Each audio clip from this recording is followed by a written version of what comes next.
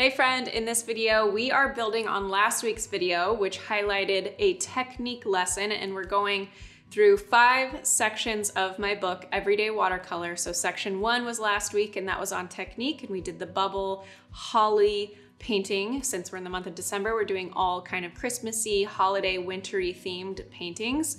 And so section 2 is today. So section 2 from my book, Everyday Watercolor, is called Form, Shape, and what? So section 2 for my book is on layer, form, perspective, and light. So in this book, or in this lesson, we're gonna be painting an evergreen tree, pine tree, I'm not really sure of the difference, in watercolor, obviously, and I'm gonna be adding depth with layers and also shooting up at the tree. So we have a different perspective there, and we're basically building simple skills on top of last week's lesson, similar to how my book, Everyday Watercolor, is broken down, and also how my companion course, Everyday Watercolor, will also go into those broken down details as well. If you wanna check out that course, it's coming out next month, January 2024. We'll link it in the description of the video. But if you're ready to paint some pine tree, evergreen tree situation, then let's dive in.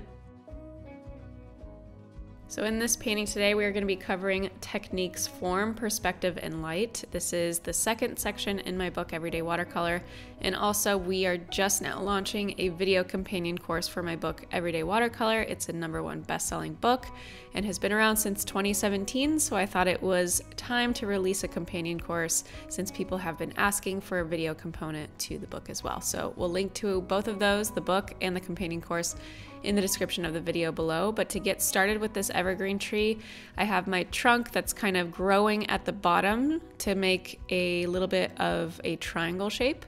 And then I'm just using an HB pencil to wiggle around the trunk, getting slightly longer with my branches as I come down the trunk, and just pulling out from the main trunk these kind of arms that are falling downwards and have fingers that are pointing kind of elegantly is the kind of shape that I see, or little mustaches that are crossing over the trunk.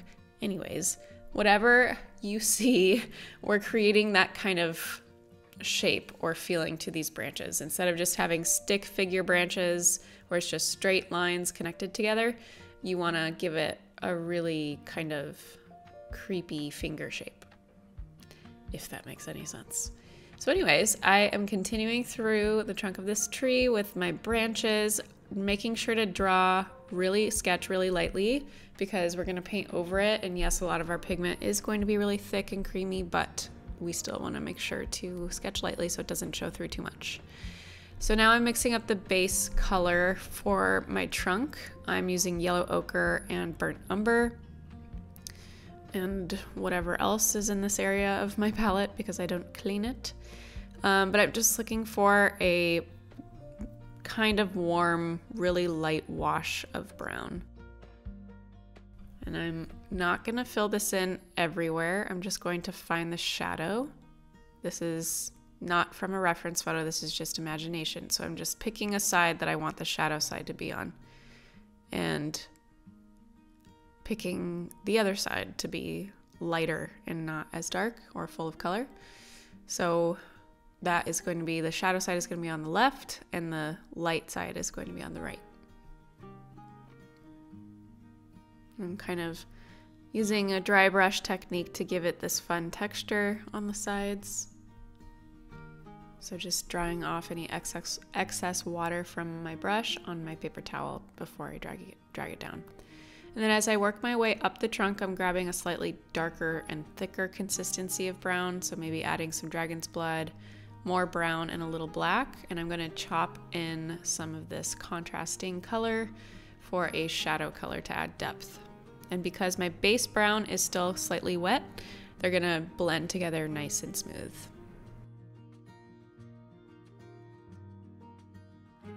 Next, I am mixing up my leaf color. So I'm starting with sap green, and I'm gonna make a few different versions of this green eventually, but I'm just gonna start with a milky coffee consistency of my sap green color. So it's a little bit thicker,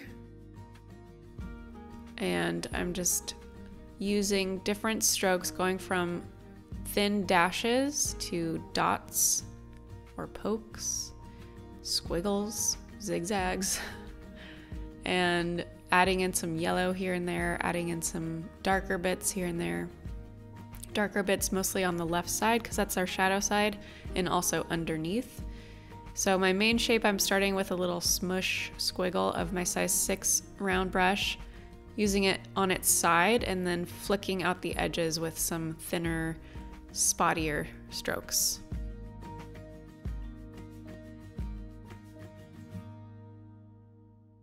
And then we go in with a slightly thicker and darker color to add depth.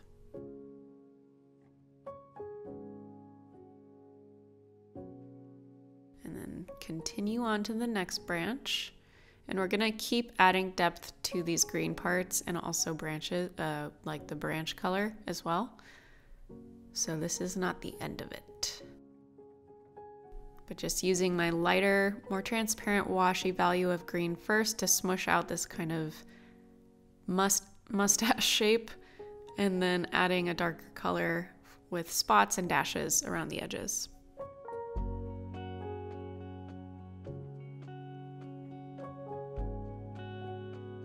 But because I'm using lights and darks in wet and wet technique, it helps to give that movement and dimension or depth with these looser style paintings. And the more we add depth, especially once it dries a little bit, the more it seems super realistic and really full of life. So you just have to have a little bit of patience and think in terms of variety of color and how they work together, and also variety of values and how they work together to create shape and form and a different perspective on a subject. So this is one of the main lessons of my Everyday Watercolor book, and also my new Everyday Watercolor Companion Course, where we're focusing on how to add form and light to your looser style subjects, whether it's trees or flowers or whatever, because you can follow a tutorial and replicate it fine enough, but to really add depth in your paintings, it comes to understanding how color works together, understanding how light and dark works together to create shape and movement and roundness and fluffiness, like in these trees. And so that's one of the main core parts of the Everyday Watercolor Companion Course, and also the book as well. If you guys don't have either of those, I highly recommend checking them out. And if you're watching this at the time we release it, December 2023, we are running a very cool Christmas deal on the Everyday Watercolor Companion Course, where it's buy one, gift one. So again, that's just for December 2023. So if you're watching this in the future, we still have the course available, but you can check it out on my website. We'll link to it in the description.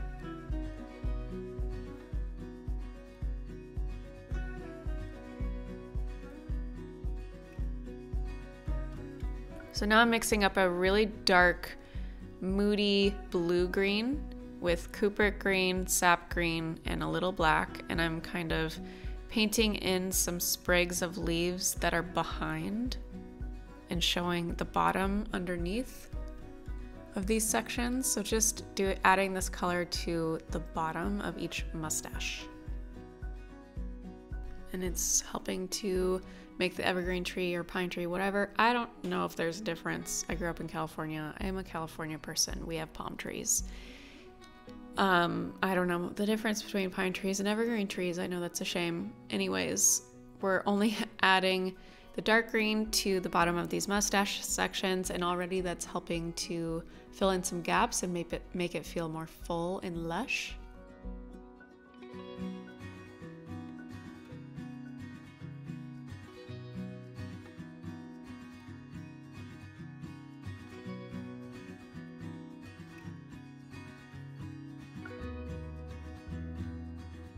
And then going back in with some brown to add branches here with the tip of my size 6 brush.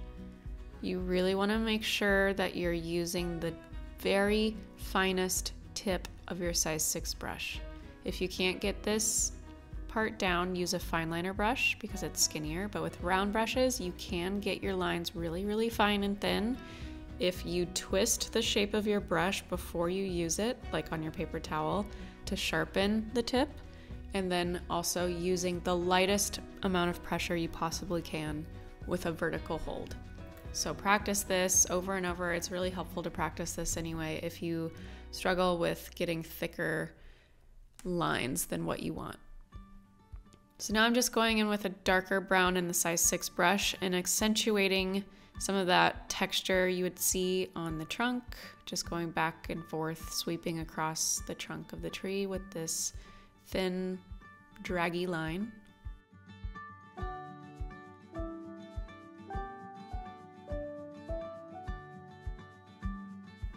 And I decided to make it more chunky in some areas. Gotta try something to see how it's gonna look first.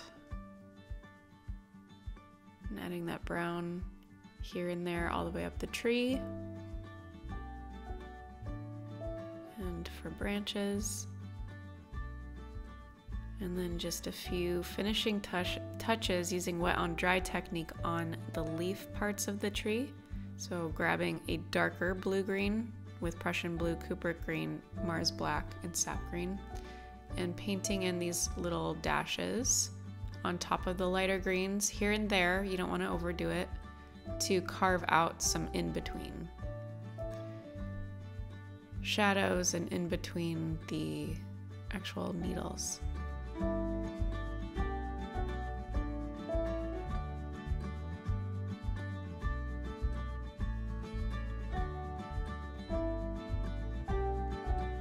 And again, don't overdo this part, but it really does help it pop.